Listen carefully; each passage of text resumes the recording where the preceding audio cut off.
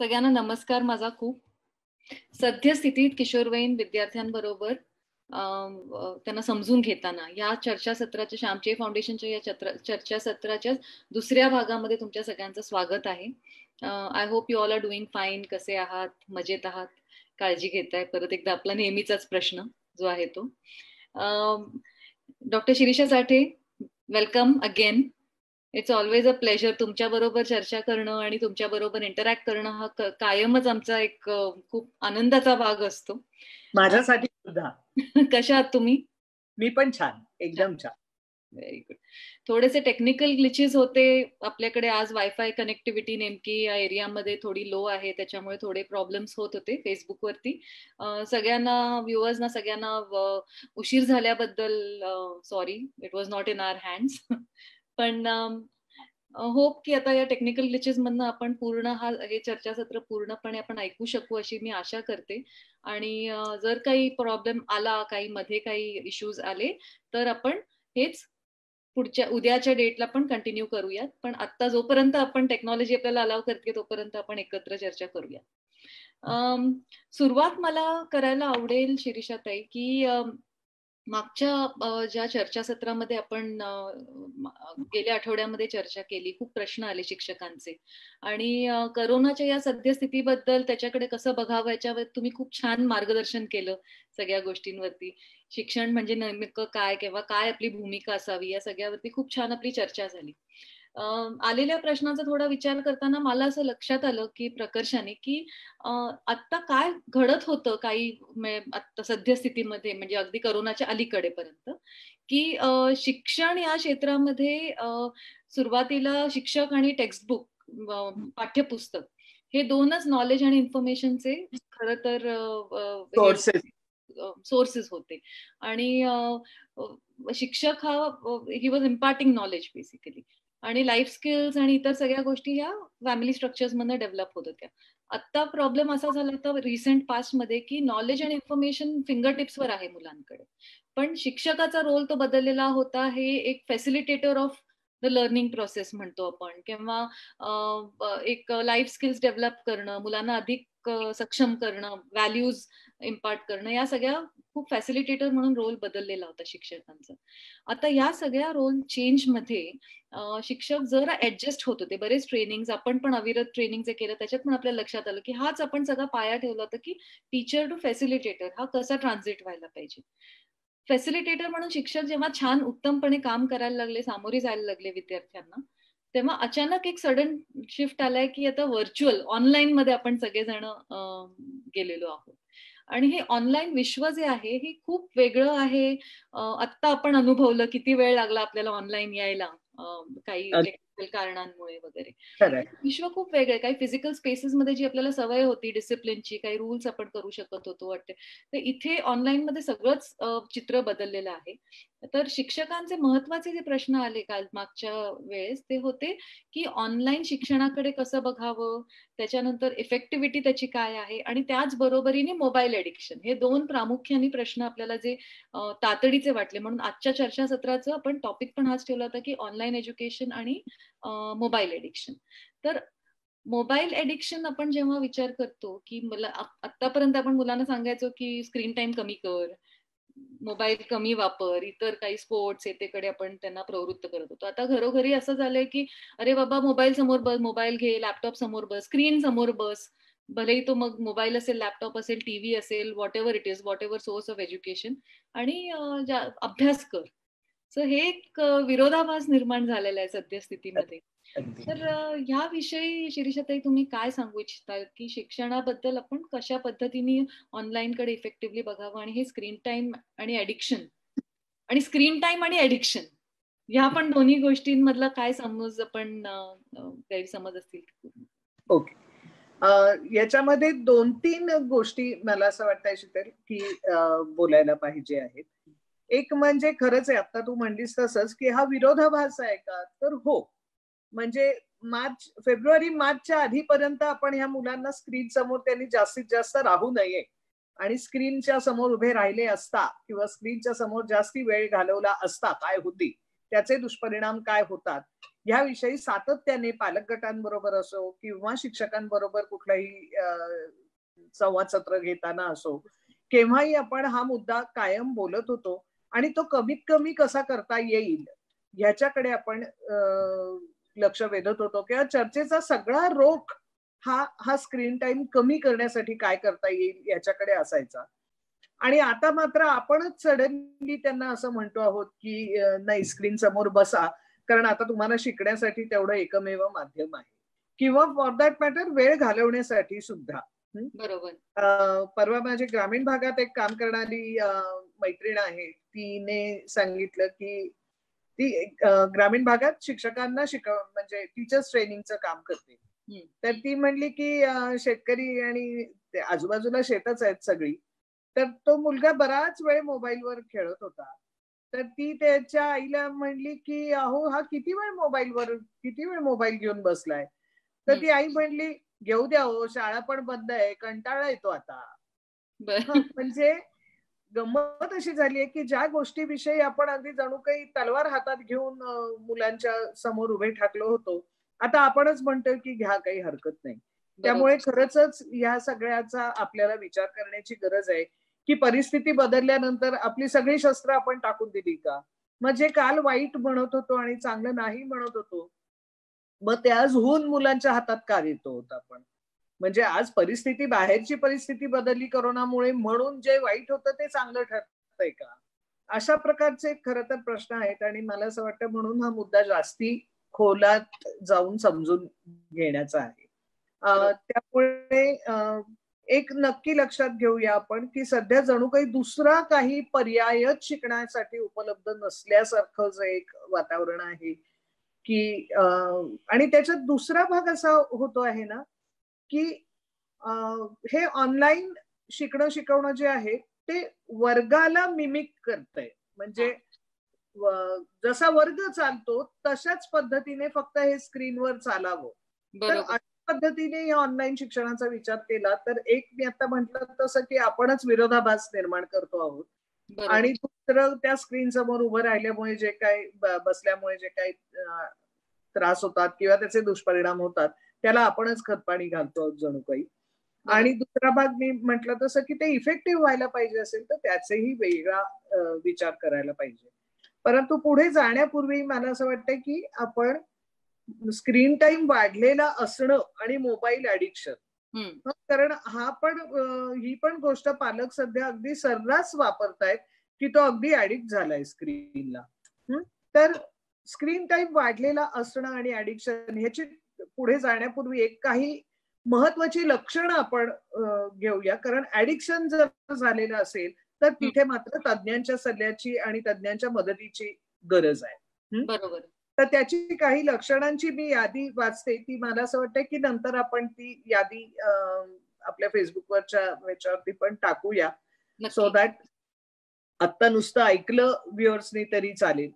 तर ही यादी अशी आहे की ऑनलाईन नसता एकतर खूप वेळ ऑनलाईन राहणे हा एक भाग, नंतर अभ्यास, परीक्षा, मार्क ह्याच्यात घसरण व्हायला लागली तर, घरात संवाद कमी व्हायला लागला तर, नातेवाईक, सण समारंभ यामध्ये सहभागी होण्याची टाळाटाळ करायला लागली तर, अर्थात आता यातले काही मुद्दे इररिलेव्हंट असणार आहेत, परंतु ऍडिक्शन ओळखायचं असेल तर हे मुद्दे आता वगळून इतर वर्तनावरती पण लक्ष ठेवण्याची गरज आहे. म्हणजे मग हे पालकांना किंवा शिक्षकांना डिफरन्शिएट करता येईल की हे फक्त वाढलेला स्क्रीन टाइम आहे का व्यसनाकडे हे जायला लागले.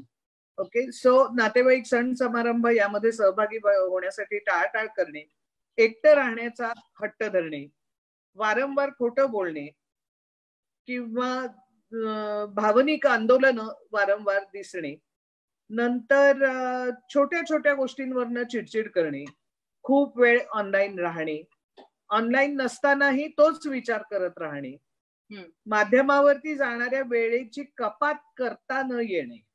म्हणजे अनेक वेळेला मुलं म्हणतात की हो मी आता नाही फार वेळ वापरणार, पण तरी सुद्धा ती कपात वेळेवरती करणं त्यांना स्वतःला शक्य होत नाही. पालकांनी किंवा इतर कोणीही त्या वेळेवर नियंत्रण आणायला गेलं तर त्याच्याविषयी चिडचिड करणे, नंतर स्क्रीनवर घालवलेल्या वेळाबद्दल खोटं बोलणं किंवा स्क्रीन वरती बराच काळ स्क्रीन समोर राहिल्यानंतर निराश वाटणं, चिडचिडेपणा जास्ती वाढणं, असा जो भाग आहे, अशी काही लक्षणं किंवा भुकेचं झोपेचं तंत्र बिघडणं किंवा खेळ, म्युझिक अशी जी काही इतर गोष्टी आहेत त्या सगळ्यामधला इंटरेस्ट कमी होणं, असा जो भाग आहे किंवा त्या संदर्भात कुठल्याही कृती म्हणजे त्याच्यावरती कोणीही नियंत्रण आणायला गेलं तर त्याविषयी प्रचंड मोठ्या प्रमाणात रिबेल होणं, म्हणजे चिडचिड करणं इथपासून ते घर सोडून जाईन वगैरे धमक्या देणं. ओके. तर मला असं वाटतं की ही जर काही लक्षणं, हे याला आपण रेड फ्लॅग्स म्हणूया की हे धोक्याचे बावटे, की असं काही दिसायला लागलं तर मग मात्र त्या पालकांनी किंवा त्या शिक्षकांनी जरा अधिक गांभीर्याने विचार करण्याची गरज आहे आणि मग त्या संदर्भात तज्ञांशी बोलण्याची गरज आहे. म्हणजे आपापल्या पातळीवर तो विषय फक्त सुटेल आणि कॉमन सेन्स त्याला काही आपण तोडगे सांगू आणि त्यातनं हे संपेल असं ते होणार नाही. त्याला खूप पद्धतशीर आणि सातत्याने प्रयत्न करायला लागेल. एक सांगते, व्यसनाचा प्रश्न मग कुठलाही असो, तो स्क्रीन ऍडिक्शन असो किंवा एखाद्या पदार्थाचं व्यसन असो, कुठलाही असला तरी त्याची वाटचाल ही सोपी आणि ज्याला आपण क्विक फिक्स म्हणतो, ताबडतोबीने रिझल्ट देणारी अशी कधीच नसते. हे दुर्दैवी आहे, पण ती वाटचाल तशीच करावी लागते, तरच यातनं मुलांना बाहेर काढता येतं आणि जेवढ्या लवकर ते लक्षात येईल तेवढ्या लवकर ते बाहेर काढता येईल. त्यामुळे पुढच्या सगळ्या चर्चेला लागण्यापूर्वी आपण वाढलेला स्क्रीन टाइम आणि स्क्रीनचं लागलेलं व्यसन या दोन्हीमध्ये एक फरक पहिल्यांदाच आपण करूया आणि मग आपण पुढच्या विषयाकडे जाऊया. त्यामुळे प्रत्येक वाढलेल्या स्क्रीन टाइम विषयी असं मुळातच मनात आणण्याचं कारण नाही. तो कमी कसा करायचा, ते शिक्षण प्रभावी कसं करायचं याविषयी तर आपण बोलूच, परंतु मला असं वाटतं पुढे जाण्यापूर्वी अत्यंत महत्वाचा आहे. आणि दुसरा भाग जो तू म्हणलीस की फॅसिलिटेटर म्हणून शिक्षक, आता कुठे त्यांना त्या प्रक्रियेची शब्द माहिती झाला होता गेल्या काही वर्षात, तरी सुद्धा ती प्रक्रिया कशी असते, त्यासाठीची मानसिकता कशी असायला पाहिजे, दृष्टिकोन कसा असायला पाहिजे, याविषयी सगळ्या चर्चा सगळीकडे त्याविषयी बोलणं होत आहे. शिक्षकांना ट्रेनिंग दिलं जात आहे. तू आता म्हणलीस तसं अविरत मधनं पण आपण ह्याच गोष्टींचे प्रशिक्षण देण्याचा प्रयत्न करत होतो. तर तिथे जस्ट अजून शिक्षक जरा कुठे त्याचा आवाका त्यांच्या लक्षात येतोय तोपर्यंत धापकन ही व्हर्च्युअल मध्ये पोहोचलेले, एकदमच ते व्हर्च्युअल मध्ये पोहोचले. त्याच्यासाठी कुठलीही पूर्वतयारी, कुठलंही प्रशिक्षण घेणं, कारण ते असं पायरीने आलंच नाही ना समोर. खरंय. पूर्वी जे पोहायला शिकवतानाची पद्धत असायची ना, की मुलाला उचलायचं आणि विहिरीत फेकून द्यायचं आणि मग लोकांची की ते फेकून दिलं की बरोबर हातपाय मारतात आणि पोहायला येतं. बरोबर. पण ते तितकंस खरं नव्हतं, कारण अनेक मुलांनी ह्या पद्धतीने फेकून दिल्यामुळे पोहण्याचा आयुष्यभर धसका पण घेतलेला आहे. खरंय. त्यामुळे पाण्यात पडलं की हातपाय मारता येतात हे काही अंशी जरी खरं असलं तरी कुठलंही प्रशिक्षण नसेल आणि कुठल्याही काय म्हणतात त्याची पूर्वतयारी नसेल तर पाण्यात पडल्यावर बुडायला पण होतं. त्यामुळे दोन महत्वाचे मुद्दे तुम्ही मांडलेत आता. एक म्हणजे एडिक्शन आणि स्क्रीन टाइम वाढणं, या दोन्ही मधला आपल्याला फरक, म्हणजे त्याचं खूप जास्ती कॅटोस्ट्रफायझेशन किंवा त्याच्याकडे प्रत्येक भयंकरीकरण करायची गरज नाही. आता सद्यस्थितीमध्ये आपण सगळेच व्हर्च्युअलवरती इतके अवलंबून झालेलो आहोत प्रत्येक गोष्टीसाठी. तर स्क्रीन टाइम वाढणार आहे, पण ते एडिक्शनकडे जात नाहीये ना, ह्याची तेवढीच आपल्याला जागरूकपणे त्याच्याकडे एक लक्ष पण ठेवायला लागणार आहे. आणि त्या वेळेस आपल्याला तुम्ही म्हटलात तसं तज्ञांचं मार्गदर्शन घेणं, जर तशी संभावना दिसली तर घेणं नक्कीच गरजेचं पडेल. आणि दुसरं जे आहे की खरंच आहे की प्रशिक्षण नसताना काही विहिरीत पोहायला उडी मारल्यासारखंच झालेलं, ढकलून दिल्यासारखं झालेलं आताच्या स्थितीमध्ये. आणि ह्या सगळ्यामध्ये खूप चाचपडणं चाललेलं आहे प्रत्येकाचं, म्हणजे बायकांचं, मुलांचं तर आहेच आहे. जसं मागच्या वेळेस तुम्ही म्हटलं होतं की त्यांचे नजर आपण भविष्याकडे लावलेली होती 8वी पासून, आणि सडनली भविष्याबद्दलचे सगळे ठोकताळे सगळे बदललेले आहेत. तर त्यांचं कन्फ्युजन वेगळं आहे, पालकांचं वेगळं आहे. पालकांचं त्यांच्या स्वतःच्या नोकरी आणि कामाच्या विषयी तिकडे असणारे सगळे प्रश्न वेगळे आहेत, शिक्षकांचे वेगळे प्रश्न आहेत. पण जे महत्वाचे जे प्रश्न आले होते शिरीषा, ते एक खूप महत्वाचा प्रश्न मला असा वाटला की शिक्षकांनी विचारलं होतं की ऑनलाईन शिक्षण हे नक्की प्रभावी ठरतंय का, किंवा याला प्रभावी कसं करावं, कारण ह्याला पर्याय तर आता काही नाही. ऐकू येते?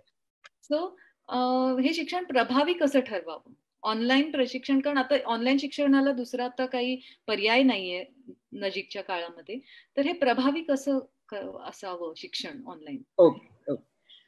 शीतल, याच्या पूर्वी ना काही गोष्टी ज्या खरं तर या करोनाच्या, एक मिनिट,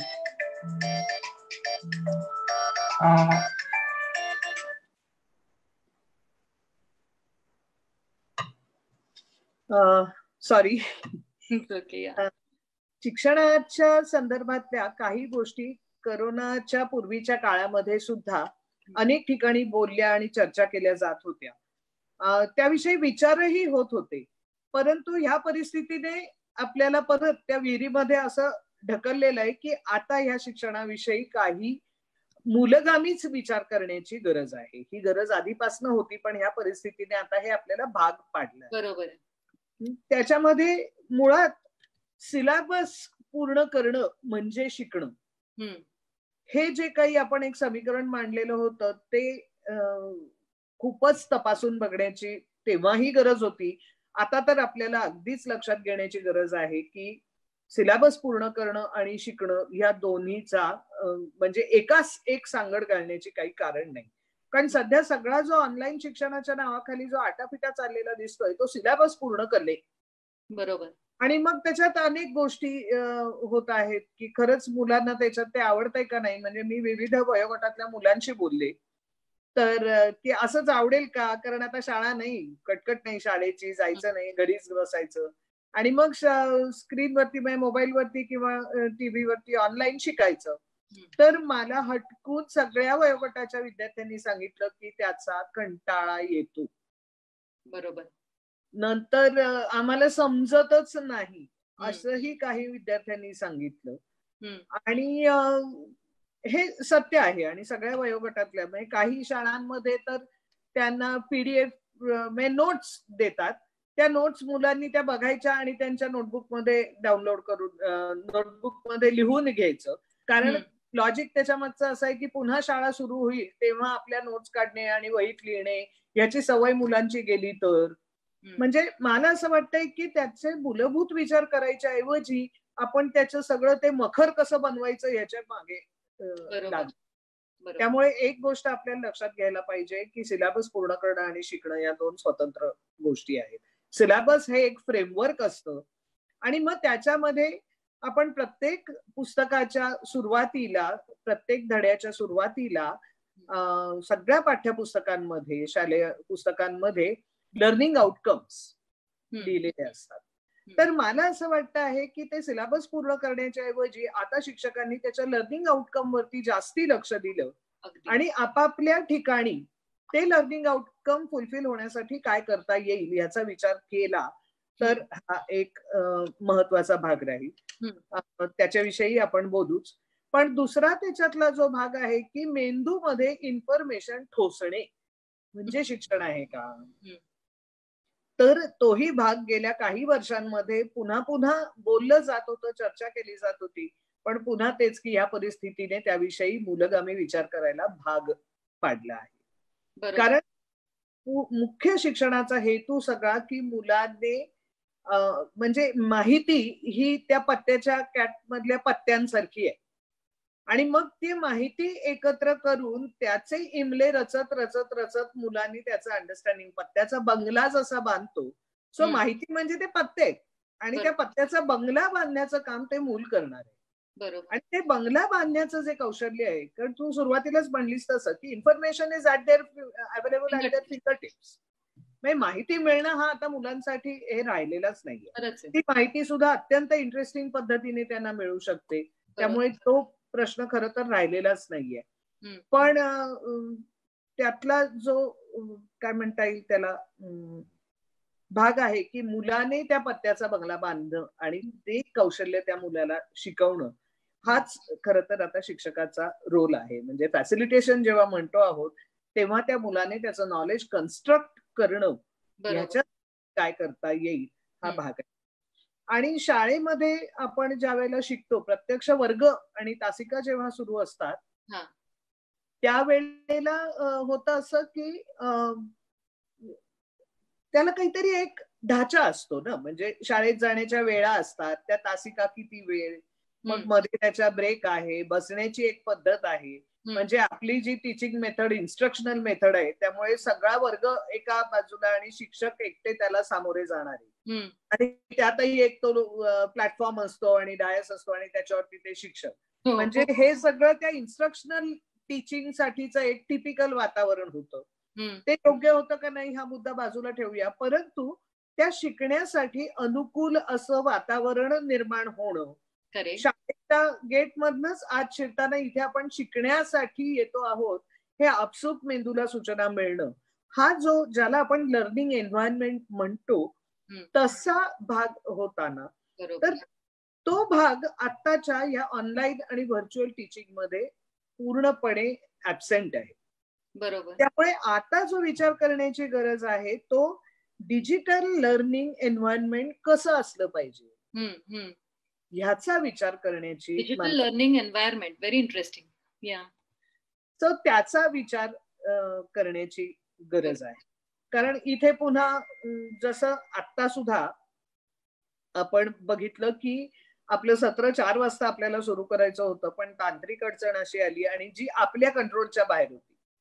शाळेमध्ये कसं वेळेवर येणं शिक्षकाच्या हातात असतं, वेळेवर येणं मुलांच्या हातात असतं आणि वेळेवर तासिका सुरू करणं हे दोघांच्याही हातात असतं.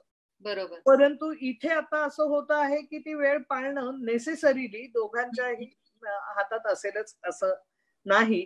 तिसरीच त्यातली तांत्रिक अडचण आपल्या वेळेचं सगळं गणित बिघडवू शकते, जे आता सुद्धा आपलं झालं. त्यामुळे तेच ठोकताळे इथे लावून चालणार नाही. किंवा मुलं वर्गात त्यांचं लक्ष असो नसो, आवडो किंवा न आवडो, तिथे वर्गात बसलेलीच असतात. पण या व्हर्च्युअल याच्यामध्ये मात्र, ऑनलाईन प्रशिक्षणामध्ये मात्र मुलं तिथे समोर आहेत का नाही आहेत, त्यांचे रिस्पॉन्सेस काय आहेत, त्यांना कळतंय का नाही कळतंय, ह्या कशाच्याही देवाणघेवाणीला काहीही कुठे तिथे शक्यताच निर्माण होत नाही. बरं, लहान वयाचं मुलं असतात तर त्यांना ते म्यूट अनम्यूट हे तर कळणं अजूनच दुरापास्त होतं. त्यामुळे ह्या सगळ्याचा विचार करता मला असं वाटतं आहे की डिजिटल लर्निंग एन्व्हायरमेंट विषयी खरं तर आता प्रत्येक शिक्षकाने आणि पालकांनी विचार करण्याची गरज आहे. त्याचे काही एलिमेंट्स फक्त मी सांगते. आणि पुन्हा हे आव्हान मोठं आहे, पण मोठं आव्हान जेव्हा पेलायचं असतं तेव्हा ते तुकडे तुकडे करूनच पेलायला लागतं, तरच पेलतं. नाही तर अरे बापरे, हे एवढं सगळं आपण कधी करणार, आपल्याला कधी कळणार आणि आपण ह्याच्यात तोडगे कसे काढणार. तर ह्याच्यामध्ये एक मुख्य मानसिकता शिक्षकांची असण्याची गरज आहे, ती म्हणजे प्रयोगशीलता. की आपण फक्त शिक्षक आहोत किंवा आपण फक्त पालक आहोत, याचा अर्थ आपली चूक होऊ शकते का, होऊ शकते. त्यामुळे गेल्याही वेळेला मी म्हटलं तसं की ट्रायल एरर मधून आपल्याला जायला लागणार आहे. ह्या परिस्थितीसाठी ठोक काहीतरी पडताळे किंवा ठोक उत्तरं अशी आता कोणाकडेच कुठल्याच क्षेत्रात नाहीये, जो तो चाच पडतोय. त्यामुळे आपल्यालाही चाच पडायलाच लागणार आहेत. काही प्रयोग काही अंशी काही वेळेला यशस्वी होणार आहेत, काही वेळेला ते आपटी खाणार. बरोबर. पण आता जे गरजेचं आहे ते प्रयोगशील असणं, आणि ते प्रयोगशील असताना कुठल्या कुठल्या गोष्टींचं भान ठेवलं तर हे ऑनलाईन प्रशिक्षण जास्ती प्रभावी ठरू शकतं. त्यातले काही मुद्दे मी सांगते.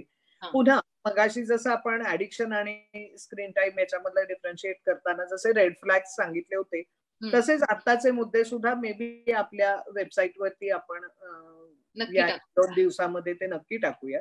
त्यातले आता फक्त मी ते मेन्शन करते. एक तर ऑनलाईन प्रशिक्षणामध्ये जो महत्वाचा मुद्दा लक्षात घ्यायला पाहिजे आहे तो म्हणजे अटेन्शन स्पॅन. मुळातच माणसाचा अटेन्शन स्पॅन हा कुठल्याही एका वेळेला 7 ते 10 मिनिटं 7 ते 9 मिनिटापेक्षा जास्ती नसतो. त्यामुळे मुलांच्या बाबतीत तर जेवढं ते नीरस आहे, म्हणजे नुसतंच एक समोर व्यक्ती दिसतीये आणि आपल्याला माहितीये की कम्युनिकेशन मधला बराचसा भाग म्हणजे जवळजवळ आपण म्हणतो की कम्युनिकेशन मधलं फक्त 7% 7% हे फक्त शब्दांवरती अवलंबून असतं. आणि 93% कम्युनिकेशन हे पॅराव्हर्बल असतं. म्हणजे शिक्षकांना सुद्धा शिकवताना समोर मुलांचे चेहरे दिसणं, समजतंय नाही समजतंय याचा अंदाज येणं, आणि ती गोष्ट शिकवण्याच्या प्रक्रियेसाठी अत्यंत गरजेची असते. कारण त्यातला काय म्हणतात त्याला, हा जो लाईव्ह म्हणजे आपल्याला सुद्धा जेव्हा फेसबुकवरती आपण लाईव्ह जातो किंवा तर तिथे काहीतरी व्ह्युअर्सचे प्रश्न येतात, काही भेटतं, ती एक आपल्याला खुणगाट असते ना, म्हणजे की बघतंय कोणीतरी, ऐकतंय, त्याविषयी मनात काहीतरी प्रश्न चालू आहेत, विचार चालू आहेत. तर मला असं वाटतंय की तो महत्वाचा मुद्दा इथे मिसिंग असल्यामुळे काही गोष्टी लक्षात घ्यायला पाहिजे. सो अटेन्शन स्पॅनचा विचार करायला पाहिजे. एका वेळेला किती वेळ आपण त्यांना ऑनलाईन काहीतरी द्यायचंय तर त्यांचं अटेन्शन राहील. दुसरा भाग असा की पिअर लर्निंगच्या साठी काहीतरी म्हणजे एकमेकांकडनं शिकणं, याच्यासाठी ऑनलाईन वरती ते ग्रुप फॉर्म करणं, त्यांनी आपापसात चर्चा करणं, शिक्षकाने ती चर्चा फॅसिलिटेट करणं. त्यामुळे ऑनलाईन मध्ये डिस्कशन मेथड, पण मग ती एका वेळेला 60 मुलांचा अख्खा वर्ग असं ते नाही होऊ शकणार. ते कमी झालं तरी चालेल, परंतु 10-10 मुलांच्या छोट्या गटामध्ये ते करायला लागेल. हा एक भाग झाला. तिसरा फॅक्टर असा आहे की ज्याला आपण जनरेटिव्ह लर्निंग म्हणतो, की मुलांना टास्क दिली ऑब्झर्व करायला काही, तर ती मुलांनी ती टास्क करायची आणि त्याच्यातनं त्यांनी मगाशी म्हटलं तसं की ते पत्ते त्यांना मिळाले, आता त्या पत्त्यांचा त्यांनी बंगला बांधायचा आणि मग ते शेअर करायचं. मग कोणी नोट्स काढेल, कोणी कविता लिहेल, कोणी चित्र काढेल, म्हणजे जे टास्क देऊ त्याच्यातनं मुलांनी काहीतरी एक जनरेट करायचं आणि ते शेअर करायचं. अशा पद्धतीचं त्याला जनरेटिव्ह लर्निंग ज्याला म्हणतो ते असण्याची इथे गरज आहे.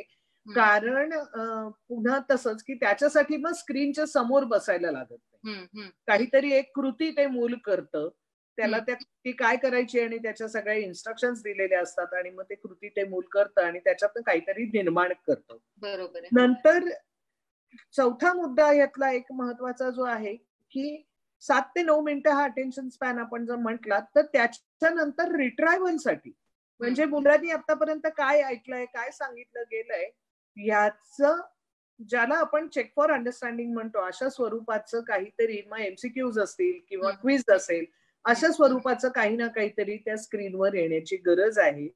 कारण ते रिट्रायवल झाल्याशिवाय पुन्हा ते मेमरीमध्ये पक्क बसणार नाही. ओके. नंतर अजून 2च मुद्दे शेवटचे राहिले. एक म्हणजे त्याचा एक स्पेसिंग, त्याचं एक ऑनलाईन शिक्षणाचे जे काही एक महत्वाचे ऍडव्हान्टेज आपण ज्याला म्हणतो ना, की वर्गामध्ये शिक्षकाला तो स्पीड एकसारखा ठेवायला लागतो. मग त्याच्यात काही मुलांना ते फार स्लो वाटतं, काही मुलांना ते फार फास्ट वाटतं, काही मुलांना समजतं, काही मुलांना नाही समजत. हा जो भाग आहे हा ऑनलाईन मध्ये थोडासा असा आहे की ते जर मटेरियल अवेलेबल असेल तर ते मूल सेल्फ पेस, स्वतःच्या पेसने ते हळूहळू ते शिकू शकतं. त्यामुळे अशा प्रकारची काहीतरी योजना करणं जेणेकरून ते शिकणं सेल्फ पेस्ड राहील, हे खरं तर आता ऑनलाईन मध्ये शक्य आहे, जे फेस टू फेस मध्ये कधी शक्य नसतं. क्विज प्रश्न असतील तर वर्गात शिकवताना शिक्षक जेव्हा प्रश्न विचारतात शिकवलेल्या भागावरचा, तेव्हा 1-2 मुलं हात वर करतात आणि बहुतेक वेळेला ती ठराविक मुलं असतात. बरोबर. किंवा काही मुलांचे हात वर असले तर एकदा एका मुलाने उत्तर दिलं की बाकीची सगळी मुलं त्याचा विचार करणं पण बंद करतात. बरोबर. त्यामुळे मला असं वाटतंय की हे फेस टू फेस पेक्षा ऑनलाईन मध्ये खूप मोठा ऍडव्हान्टेज आहे की प्रत्येक प्रश्नाचा, प्रत्येक क्विजचा प्रत्येक मूल विचार करून उत्तर देऊ शकतं आणि त्याला त्याचं उत्तर बरोबर आहे का नाही हे इतरांच्या वरनं काही ते समजत नाही. त्याचं त्यालाच ते बरोबर आहे काय, करेक्ट आहे, चूक आहे हे कळतं. त्यामुळे हा 1-2 ऍडव्हान्टेज खरं ऑनलाईन शिक्षणाचे भरपूर आहेत. आणि शेवटचा मुद्दा जो आहे ज्याच्याविषयी आपण थोडंसं आता आपण मांडणी करूया, पण मला असं वाटतं की जे शिक्षक आणि पालक आता ऐकत असतील त्यांनी त्याच्याविषयी अजून माहिती घेता येईल. फिनलंडमध्ये फिनॉमिना बेस्ड लर्निंगचा जो एक प्रयोग केला जातो आहे गेले काही वर्ष आणि अनेक ठिकाणी ती पद्धत खूप उत्तम म्हणून निवडली जाती आहे की शिक्षक आणि मुलं मिळून काही घटना किंवा काही प्रसंग किंवा काही व्यक्ती असं निवडतात आणि त्याचा सर्वार्थाने म्हणजे सगळ्या विषयांच्या थ्रू त्या एका घटनेचा अर्थ समजून घेतात. बरोबर. म्हणजे मग इंद्रधनुष्य अशी समजा संकल्पना आपण घेतली, अगदी थोडक्यात कल्पना द्यायची तर इंद्रधनुष्य अशी संकल्पना आपण घेतली तर ती फिजिक्सच्या दृष्टिकोनात हे. मग त्याचं पूर्वी त्याच्याविषयी काय म्हटलं जायचं, जेव्हा माणसाला हे उलगडलं नव्हतं की हे इंद्रधनुष्य कसं निर्माण होतं, त्यावेळेला त्याच्याविषयीच्या कथा आणि दंतकथा काय होत्या, मग कुठल्या जगाच्या कोपऱ्यामध्ये कुठल्या पद्धतीची दंतकथा होती, मग तो पृथ्वीवरनं स्वर्गात जाण्याचा पूल होता का, अशा पद्धतीच्या काही कथा आहेत. सो अशा पद्धतीचं त्याचं अंडरस्टँडिंग असू शकतं. इंद्रधनुष्य आणि त्याची ब्युटी आणि असे सगळे हे असू शकतात. त्याच्यावरच्या कविता असू शकतात, त्याच्यावरचे लेख असू शकतात, प्रत्यक्ष ते बघणं असू शकतं, त्याची मोबाईलवरनं फोटो काढणं असू शकतं, अशा अनेक त्यातला. सो अप्रोच एकेका विषयामधनं घेणं आणि तो एकच फिनॉमिना समजून घेणं, त्याच्यासाठी आय थिंक सगळ्या विषय शिक्षकांना पण एकत्र येऊन आधी काम थोडं करायला लागेल. तो भाग जो आहे तो ह्या ऑनलाईन याने खरं तर खूप प्रभावीरित्या होऊ शकतो. पण मग शिक्षकांनी आता तू म्हणलीस तसं की येऊन त्या एखाद्या विषयी चर्चा केली आणि तो मग ती घटना तो फिनॉमिना म्हणून मुलांना दिला की त्याच्या अभ्यासासाठी मुलांना स्क्रीन समोर बसण्याची गरज नाहीये ना.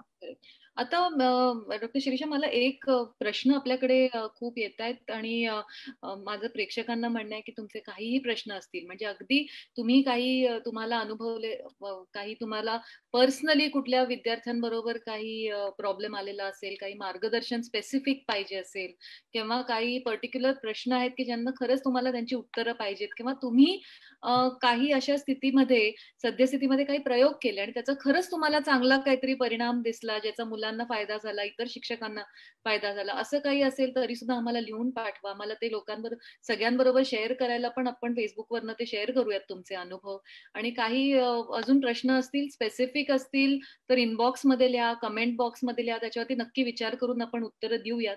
पण आता 2 जे प्रश्न आले, जे आज आपल्या म्हणजे माझ्या पण मनामध्ये जे प्रश्न होते आणि आता अजून शिक्षकांनी पण लिहिलेले आहेत की हे ऑनलाईन आपण जे म्हणतो ते सगळं अर्बन किंवा सेमी अर्बन इथे सुद्धा प्रॉब्लेम येतोय. म्हणजे पुण्यासारख्या शहरात सुद्धा आपल्याला लाईव्ह जाताना किती तांत्रिक अडचणी आल्या, पण ज्या आता खरंच रुरल एरियाज आहेत किंवा अगदी अतिदुर्गम भाग आहेत, तिथे शिक्षकांची किती घालमेल होत असेल. कारण एकतर विद्यार्थ्यांपर्यंत पोहोचणं, त्यात मायग्रेटरी लेबर असू शकतात, कोणी कुठे गेलेले आहेत ट्रेस करणं, हा एक वेगळा प्रॉब्लेम आहे.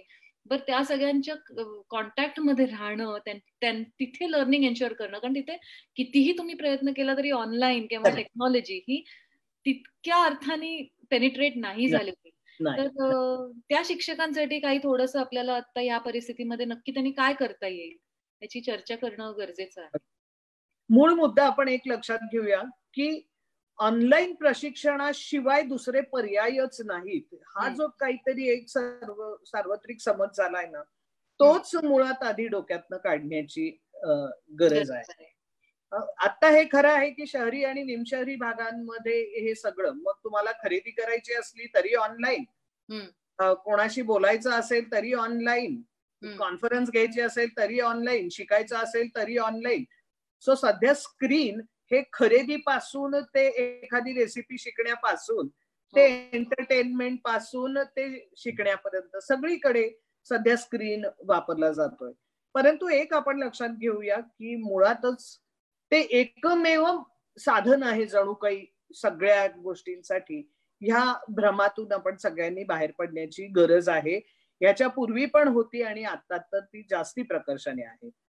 त्यामुळे मुळात शहरात असलेल्यांनी सुद्धा आजचा आपला अनुभव बघता शहरात असलेल्यांना सुद्धा वेगवेगळे प्रश्न येतातच आहेत. म्हणून त्यातनं ते काही प्रभावीरित्या होत आहे आणि फ्लॉलेस होत आहे असं अजिबातच होत नाहीये. मग आपण जे मुद्दे म्हटले ना की अटेन्शन स्पॅन असेल, पिअर लर्निंग असेल, जनरेटिव्ह लर्निंग असेल, जे मी आता आधी मुद्दे सांगितले, तेच मुद्दे प्रत्यक्ष मूल शिकण्यासाठीचे मुद्दे. तुम्ही शिकवता कुठल्या माध्यमातनं याचे हे मुद्देच नाहीयेत खरं सांगायचं तर. त्या मुलाने त्याचं नॉलेज कन्स्ट्रक्ट कसं करावं ह्यासाठीचे हे मुद्दे. मग त्याच्यामध्ये टास्क शीट असू शकते, म्हणजे हाताने लिहिलेल्या सुद्धा नोट्स असू शकतात.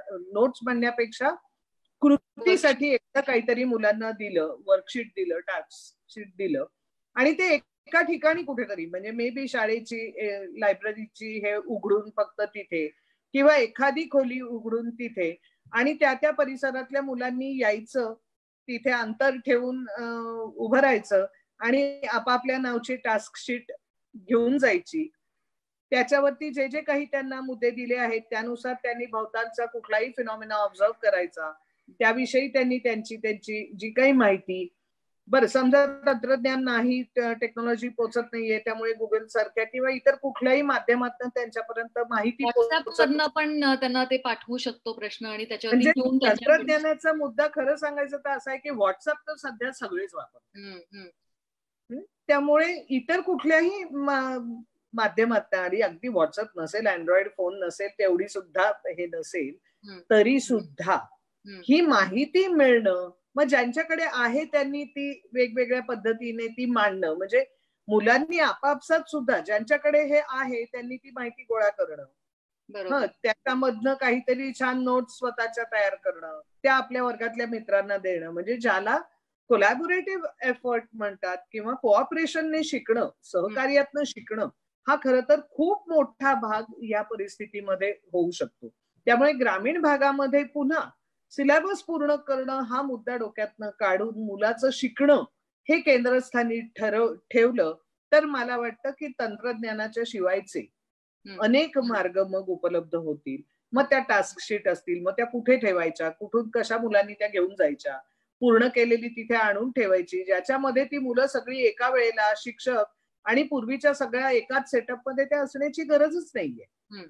मग ह्याच्यामध्ये मुलांनी मग छोटे छोटे गट करून शिक्षक कुठेतरी, मग आता ग्रामीण भागामध्ये मोकळी जागा पण असते, हाही तिथला फायदा आहे. मग मोकळ्या मैदानावरती किंवा मोकळ्या जागेमध्ये छोटे छोटे गट येऊन ती मुलं समजा काही आपापसातलं काय वाचलं, काय हे केलं, काय माहिती घेतली, ही शेअर केली, तर अशा पद्धतीचे प्रयोग करायलाच लागणार आहेत, म्हणजे त्याच्याशिवाय पर्याय नाही आहे.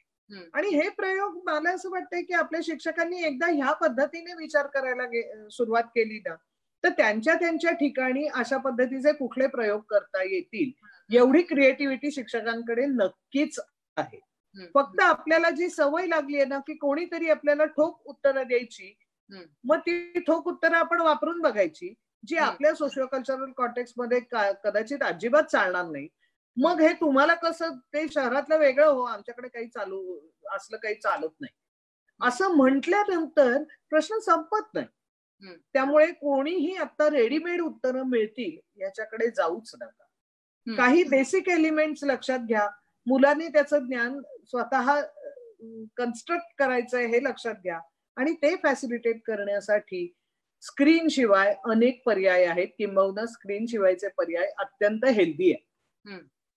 त्याच्यामध्ये सध्याच्या परिस्थितीमधले नियम पाळले म्हणजे झालं. फिजिकल डिस्टन्सिंग ठेवलं, मास्क बांधला, गर्दी केली नाही एका ठिकाणी, थुंकलं नाही रस्त्यावर. क्रिएटिव्ह थिंकिंगची गरज आहे, वेगवेगळे मार्ग आपल्याला शोधून काढायला लागणार आहेत ह्या सगळ्या परिस्थितीमध्ये.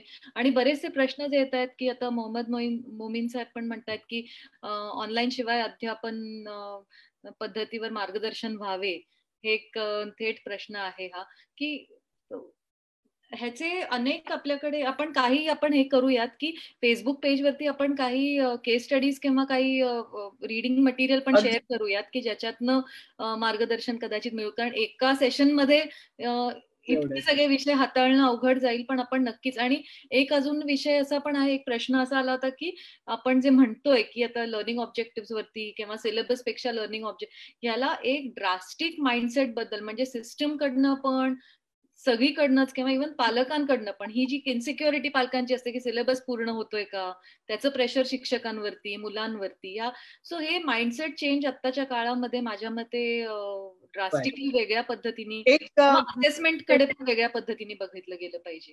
खरंय. मला एक असं वाटतंय की शिक्षण संपूर्ण यंत्रणेमध्ये ना प्रत्येक वेळेला टॉप डाऊन काहीतरी बदल आला पाहिजे ही अपेक्षा ठेवण्याचं आत्ता ह्या परिस्थितीमध्ये खरंच कारण नाहीये.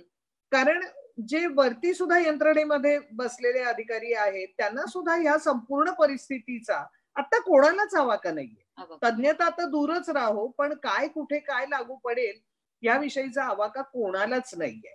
त्यामुळे शिक्षकांनी आता वरून काय निर्देश येतील त्यानुसार आपण कसं शिकवू अशा कुठल्याही याची वाट बघण्याची खरं तर गरज नाही. काही बदल हे बॉटम अप होऊ शकतात ना. म्हणजे काही प्रयोग शिक्षकांनी केले आणि शिक्षकांनी कळवायला सुरुवात केली किंवा इव्हन आपल्या फेसबुकच्या पेजवरती सुद्धा शेअर करायला सुरुवात केली.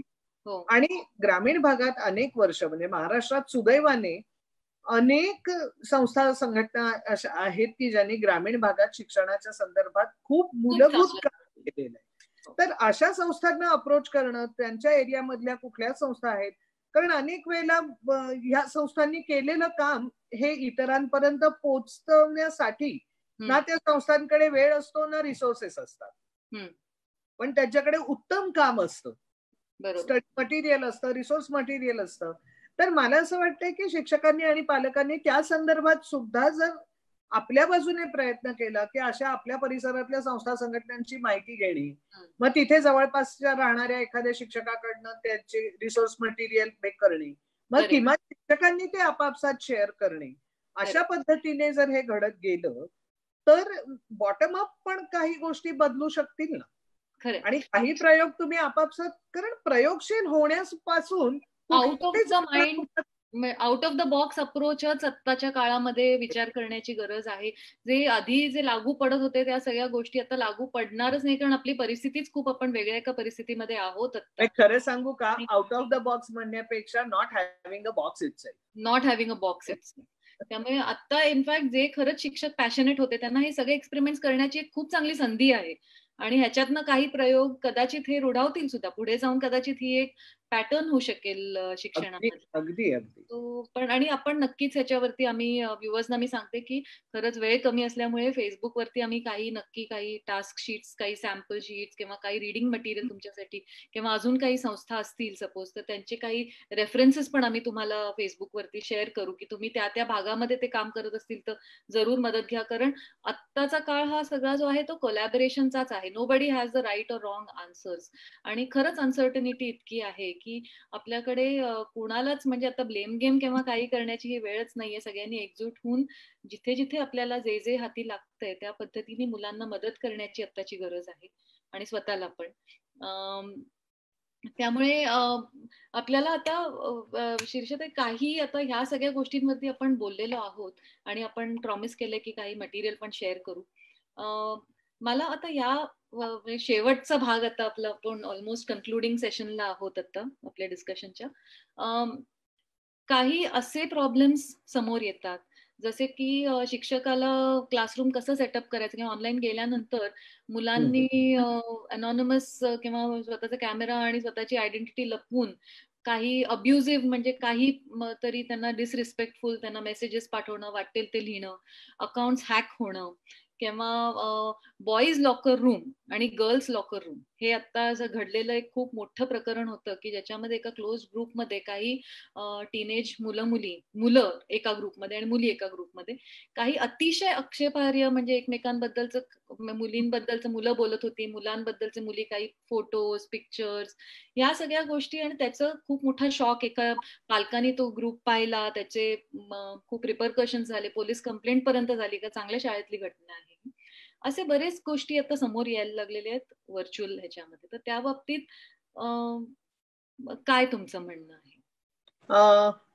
याच्यामध्ये काही गोष्टी एक आपण लक्षात घेण्याची गरज आहे की एरवी ज्या वेळेला मुलांसाठी आपण काहीतरी उपलब्ध करून देतो, मग ती शाळा असेल किंवा एखादं वातावरण असेल किंवा कुठलेही लर्निंग होम्स असतील किंवा काहीही, त्यावेळेला होतं असं ना की त्या संपूर्ण चित्रामधले पालक असतील, शिक्षक असतील, जे मोठे असतील, त्यांना त्या संपूर्ण स्पेस विषयीची आणि जे काही मुलांच्या शिकण्यासाठी ते उपलब्ध करून देत आहेत या सगळ्याची मुलांपेक्षा जास्ती माहिती असते.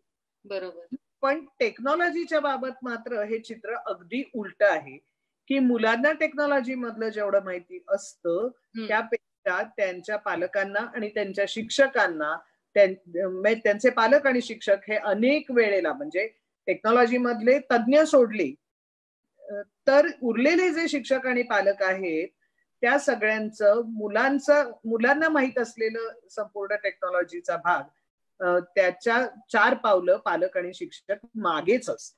बरोबर. हे टेक्नॉलॉजीच्या बाबतीत खूप एक महत्वाचा भाग लक्षात घेण्याची गरज आहे. म्हणजे पूर्वी एखादी अडचण रोजच्या जगण्यामध्ये काहीतरी आली तर आपण घरातल्या मोठ्यांना विचारत असतो. आता तंत्रज्ञानामध्ये काहीतरी अडचण आली तर ती पहिल्यांदा घरातल्या लहानाला विचारली जाते. बरोबर. बहुतेक वेळेला ते लहान पोरग ते अडचण सोडवतं. हो.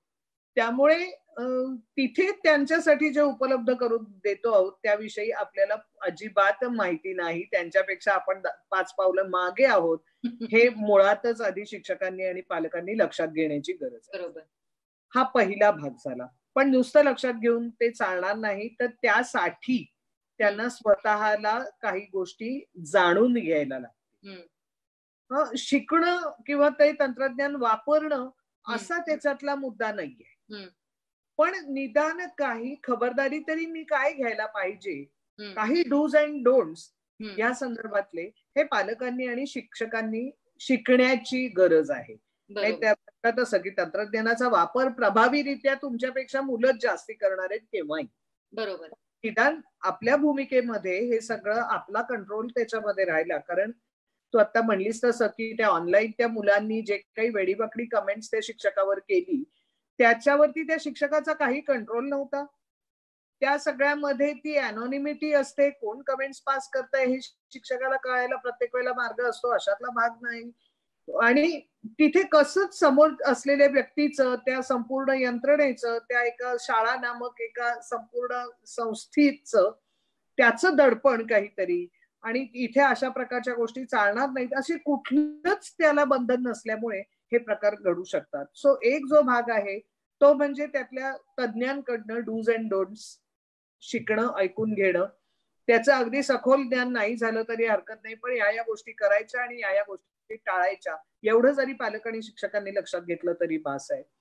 दुसरा भाग जो आहे तो कायदेशीर आहे आणि तिसरा भाग जो मी म्हणते की तो म्हणजे सायकोलॉजीच्या अंगाने थोडस आपण बघूया की ज्या वेळेला लैंगिकतेचा विषय येतो लॉकर रूम आणि गर्ल्स लॉकर रूम मध्ये हेच डिस्कशन होते सगळे.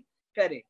सो लैंगिकतेचा मुद्दा ज्या वेळेला येतो ना शीतल, त्या वेळेला जे उपलब्ध आहे आणि जे समाजमान्य आणि जे सरळ सरळ दिसतंय त्याच्या पलीकडे जाण्याची उत्सुकता ह्या वयोगटाला म्हणजे किशोरवयीन गटाला प्रत्येक पिढीमध्ये राहिलेली. मग ते आपापसात बोलणं असो किंवा साध्या पुस्तक महत् प्रयासाने लैंगिकतेच्या संदर्भातली पुस्तकं मिळवणे आणि मग ती अभ्यासाच्या पुस्तकात घालून ती वाचणे. चित्र कुठली तरी तशीच मिळाली तर ती एकमेकांमध्ये चोरी छुपे पास करणे, ती बघणे, ती एकत्र येऊन बघणे. म्हणजे जे समाजमान्य आणि सरळसोट दिसतंय आजूबाजूला त्याच्या पलीकडे जाऊन लैंगिकतेचा विषयी जाणून घेणं हा भाग हा प्रत्येक पिढीमध्ये या वयोगटाच्या बाबतीत घडलेलाच आहे. आता गडबड कुठे होतीये फक्त की आता जे दिसत आहे ते तर इतकं त्यांना सरळ सरळ सगळ्याच गोष्टी समोर दिसत आहेत. मग त्याच्या पलीकडे काय आहे? तर मग त्याच्या पलीकडे ही माध्यमं आहेत, इथे तो स्क्रीन आहे, इथे ह्या टेक्नॉलॉजीमुळे कुठेच काही कशाचंच बंधन न येता काही गोष्टी करणं आहे. आणि मग रुटीन आहे त्यापेक्षा एक्साइटिंग काय? मग एक्साइटिंग ह्या सगळ्या गोष्टी आहेत. याचा अर्थ याचं समर्थन आहे अशातला भाग नाही, परंतु हा मुद्दा नुसता टेक्नॉलॉजीचा नसून हा लैंगिकतेविषयी ओव्हरऑलच समाजामध्ये जी मानसिकता तयार झाली आहे त्याच्याविषयीचा आहे. आणि त्याच्याकडे खरंच आपण सिरियसली बघतो आहोत का? म्हणजे त्याच्यामध्ये काय म्हणतात मूळ मुद्दा त्यातल्या मानसिकतेचा आहे की लैंगिकतेचा संबंध हा सत्तेशी किती लावला आहे, त्याच्यातल्या काय म्हणता येईल सवंग अशा याच्याशी किती लावला आहे आणि खरोखरी त्याचा संबंध आनंदाशी आणि सहकार्य आणि या सगळ्याशी आपण किती लावलाय असे खूप मुद्दे आहेत. त्यामुळे ह्या घटना ह्या फक्त टेक्नॉलॉजी आणि ह्या संपूर्ण मीडियाच्या वापरामुळे त्या अधिकाधिक व्हल्नरेबल होत जात आहेत. म्हणजे मुलंही त्याच्यामध्ये खूप व्हल्नरेबल होत आहेत, मुली व्हल्नरेबल होत आहेत. पण दुसरा भाग जो खूप आहे, कारण इतर लोक जी त्याच्यामध्ये त्याच्यामुळे, आणि मुलं मग कधी कधी काही प्रॉब्लेम्स मध्ये येतात, ते काही बोलू शकत नाही, त्याच्यातून वेगळे काही मानसिक ताण आलेला दिसतो, पण त्याची कारण आपल्याला सापडत नाहीत कधी कधी. या वयामध्ये खूप ट्रिकी आहे. लैंगिकतेचा सगळं दिसतंय त्या पलीकडे जाऊन शोध घेण्याचा जो भाग होता ना, त्याच्यातला हा मीडिया हा आता खूप व्हल्नरेबल आणि खूप रिस्की आहे.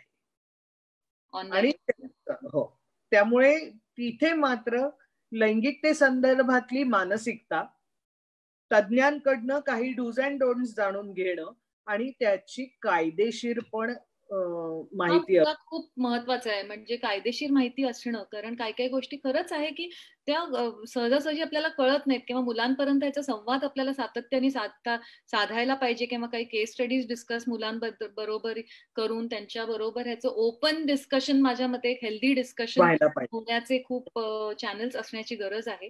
पण ऍक्च्युली त्याच्यामधलं लिगल पॉइंट समजून घेणं पण खूप महत्वाचं आहे, खूपच गरजेचं आहे. हा, कारण म्हणून मला असं वाटतं की डॉक्टर साठी तुम्हाला ऍडव्होकेट वैशाली भागवतांना मी इन्व्हाइट आपल्याकडे आमचे फाउंडेशनच्या प्लॅटफॉर्मवरती त्यांना रिक्वेस्ट केली होती की तुम्ही येऊन आमच्या सर्व शिक्षकांशी, पालकांशी संवाद साधू शकाल का, की ऑनलाईन ह्याचे काय लिगल ऍस्पेक्ट कुठले, कारण हे खूप महत्वाचे आहेत हे सगळे ऍस्पेक्ट शिक्षकांना पण पोहोचणं आत्ताच्या काळात खूप. स्वतःला सुरक्षित ठेवणं, मुलांना सुरक्षित ठेवणं, मुलं आई वडिलांचा मोबाईल वापरतायत तिथे सुरक्षित ते राहणं, कारण आई वडिलांच्या मोबाईलवरती काही सेन्सिटिव्ह डेटा असू शकतो, काही पासवर्ड असू शकतात, काही गोष्टी आहेत. तर हा पण एक खूप मोठा प्रश्न उभा राहिलेलाच आहे. त्यामुळे मी डॉक्टर ऍडव्होकेट वैशाली भागवतांना रिक्वेस्ट केली आणि शी इज व्हेरी काइंडली अग्रीड की त्या खूप काम करतात, कारण या क्षेत्रामध्ये सायबर लॉ आणि सायबर सिक्युरिटी आणि शिक्षणाच्या क्षेत्रात. तर त्या गुरुवारी आपल्या बरोबर लाईव्ह सेशन घ्यायला तयार झालेल्या आहेत. त्याचं पण फेसबुकवरती मी तुमच्या सगळ्यांसाठी, व्ह्युअर्ससाठी पोस्ट करीनच त्याचं इंटिमेशन. पण या अनुषंगाने ऑनलाईन शिक्षण आणि एडिक्शन आणि कसं शिक्षणाकडे बघावं, आजच्या भागामध्ये हा एक जो स्पेक्ट्रम होता तो तुम्ही खूप छान आम्हाला बऱ्याच गोष्टी सांगितल्या, आणि लिगल ऍस्पेक्ट त्याचा इम्पॉर्टंट आहे, तो आपण नेक्स्ट सेशन मध्ये नक्कीच घेऊयात.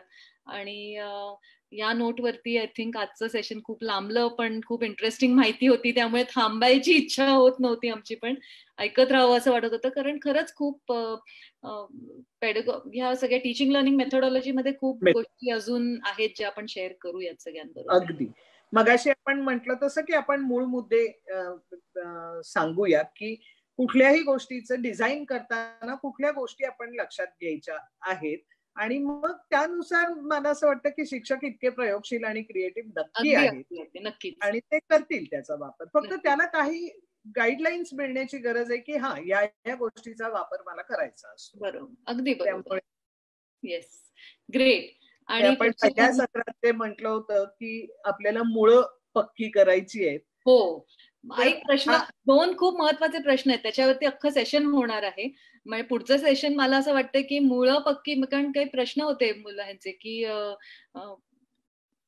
कसं हे करायचं, म्हणजे मुळं पक्की करणं मुलांची म्हणजे नक्की काय, हा एक प्रश्न. दुसरा मला एक खूप महत्वाचा प्रश्न जो मी माझ्या मनात घर केलंय की कोविड बॅच म्हणून ठप्पा लागेल का, असं एका शिक्षकाने आहे. दोन्ही आपण एका वेगळा विषय आहे, त्याला आपण नक्की हाताळू. तर हे सगळे विषय हाताळले तर त्याचं प्रेशर कमी होईल आणि त्याच्यातनं सगळ्या गोष्टी सॉर्ट आउट करता येतील. आणि so thank you so much once again for your precious time. Always my pleasure. Thank you शिक्षक, पेरेंट्स, जे कोणी आमच्या बरोबर आता ऑनलाईन जोडले गेलेत. परत भेटूयात गुरुवारी आपण. Thank you so much.